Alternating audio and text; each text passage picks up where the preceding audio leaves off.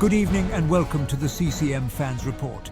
I'm Arthur Fishel. And I'm Martha Fishel. Tonight, a festive period defined by late drama, tactical gambles, and a New Year's Eve party that featured police in the tunnel, but a distinct, almost eerie lack of the promised motorcycle stuntmen.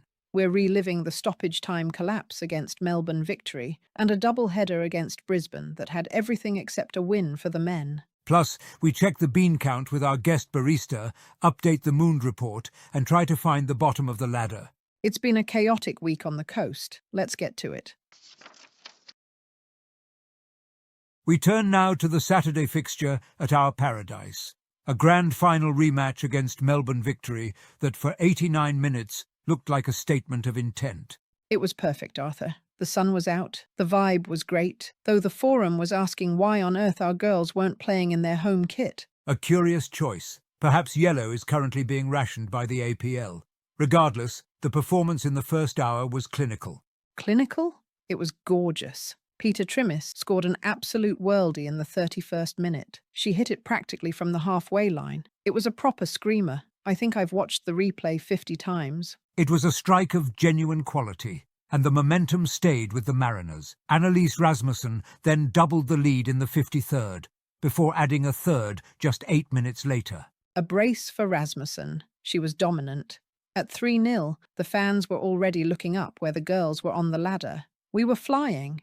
Statistically, Victory had managed 0 shots on target in the first half, and the Mariners were managing the game with professional ease. But that sense of security proved deceptive. In the 80th minute, the coaching staff made a move that would ultimately dismantle that stability. A triple substitution, removing the spine of the team, Taryn King, Annalise Rasmussen and Peter Trimmis, all at once. The forum autopsy was brutal, noting that making 3 subs at once through the spine when you're trying to see out a game was a tactical disaster. The defensive organisation evaporated. Rihanna Policina pulled one back in the 91st minute, which felt like a mere consolation at the time. 2 minutes later, it was 3-2. The silence in the stadium was deafening. You could actually feel the panic. The equaliser came in the 94th minute. 3 goals conceded in 4 minutes of stoppage time. To go from a dominant clean sheet to a draw in the time it takes to boil a kettle is quite an achievement. One supporter summed it up best. The girls got off the bus, forgot to park it, and got back on the bus way too early. It is a harsh lesson in the dangers of premature celebration. A point gained, technically, but it feels like a heist where we handed the thief the keys to the vault. To help us understand the intersection of professional sport and artisanal beverage preparation, we are joined by the Central Coast's premier latte artist, Julian Crema. Welcome to the report, Julian. A pleasure, Arthur. Martha, just dialing in the grind here at the truck. I've got a naturally processed Ethiopian on the brew that would change your life, Arthur, though I suspect the current mood might require something a bit more robust. I'll stick to my Earl Grey, thank you. Now, Julian, the forum is abuzz with the idea that certain players, like Sasha Kuchevsky, are being released because they spend too much time behind an espresso machine. Is it really that taxing? Arthur, football is a game of 90 minutes. A perfect double-shot ristretto with a swan pattern microfoam? That is a game of seconds. The pressure is immense. You can't just park the bus on a flat white. But surely you can do both. Kick a ball and steam some milk. It's about the wrists, Martha. The repetitive motion of the tamper creates a specific muscle memory that is antithetical to a clean strike on goal. If you're thinking about the extraction time of a Kenyan single origin, you aren't thinking about the offside trap. So you believe the club is right to release players who are, let's say, over-caffeinated? I believe the club doesn't appreciate the synergy. Look at the men lately. Arthur, it's a performance without body. It's like they spend 45 minutes grinding the beans and then forget to actually pour the water. 0 shots on target. That's not a match. That's just an empty cup. If they spent more time focusing on the consistency of the grind, maybe they wouldn't be standing around like unwashed mugs while they're still waiting for their intensity to kick in. I think they just need to score goals, Julian. A goal is just a latte without the heart, Martha. Empty calories. Until the Mariners learn to balance their acidity and sweetness, they will remain at the bottom of the bean hopper. We move now to New Year's Eve, a double header at our paradise designed to welcome the new year with a festival of football. The festival started early with the women taking on Brisbane Roar, and once again, Arthur, we were wearing white at home. The search for the home kit has officially surpassed the search for the APL's missing $20 million. One can only assume the yellow jerseys have been liquidized to pay for a digital strategy that consists primarily of stock images and broken links. It wasn't just us, though. Brisbane turned up wearing purple, or maroon.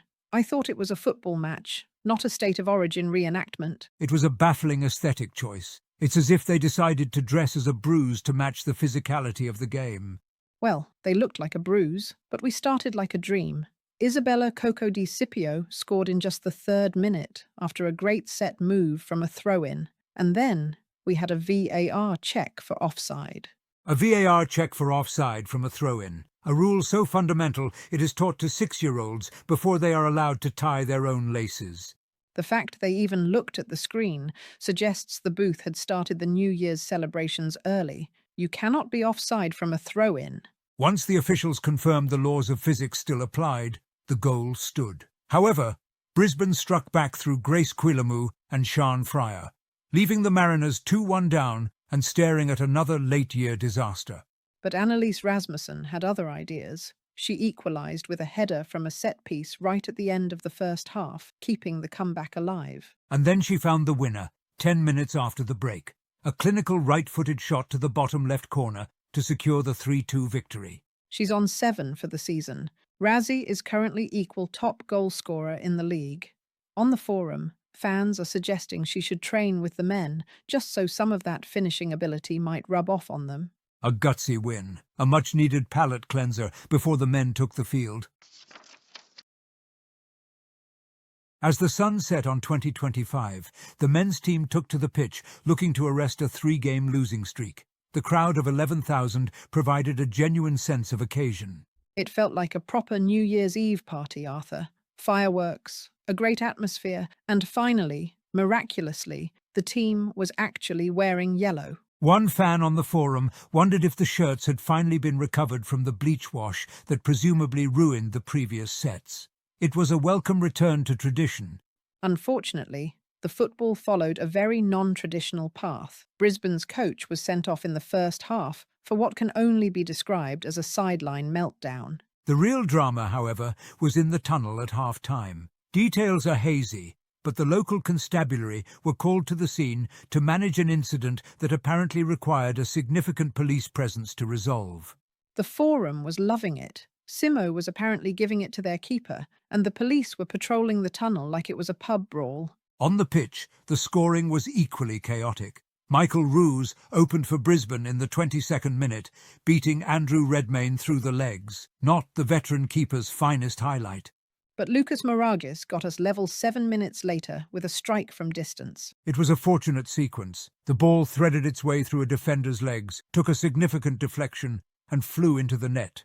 The keeper was a total statue, Arthur. He stood there with his arms and legs spread wide, a startled starfish, watching it fly past him like he'd been unplugged. The second half was a study in statistical frustration. We had nearly half the possession, but registered exactly 0 shots on target in the entire second half. 0. The fans were not happy with Christian Theoharos. One person online suggested he was a dead-set donkey after missing several chances. And then came the sucker punch. 90+2. Justin Vidic, who was left completely unmarked, heads home from close range. A failure of fundamental defensive positioning. To concede a winner in stoppage time after controlling much of the second half is a bitter way to end the year. I must interject here, Martha. I spent the better part of the evening looking for the advertised motorcycle stunt show. I walked the perimeter of the pitch 4 times. I checked the northern end. I even glanced behind the sauce bottles. You were quite determined, dear. It is a breach of contract with the public. The promotional material promised airborne motorcycles. I found neither the motorcycles nor the air they were supposed to be in. If you promise a spectacle, you shouldn't deliver a void. Well, the football was a crisis, even without the missing stuntmen. We enter the new year at the foot of the table. The Mooned Report has entered a phase of total darkness. The statistics are now bordering on the geological. It's not good, Arthur. 4 losses in a row. The tally for the men's season now stands at 2 mooned, 2 half-moons, and a catastrophic 6 lunar eclipses. 6 eclipses. We've spent more time in the dark than a mushroom. At this rate, we aren't just at the bottom of the ladder. We are exploring the tectonic plates beneath it. To the ladders, where the women sit in third place, firmly in the hunt for silverware.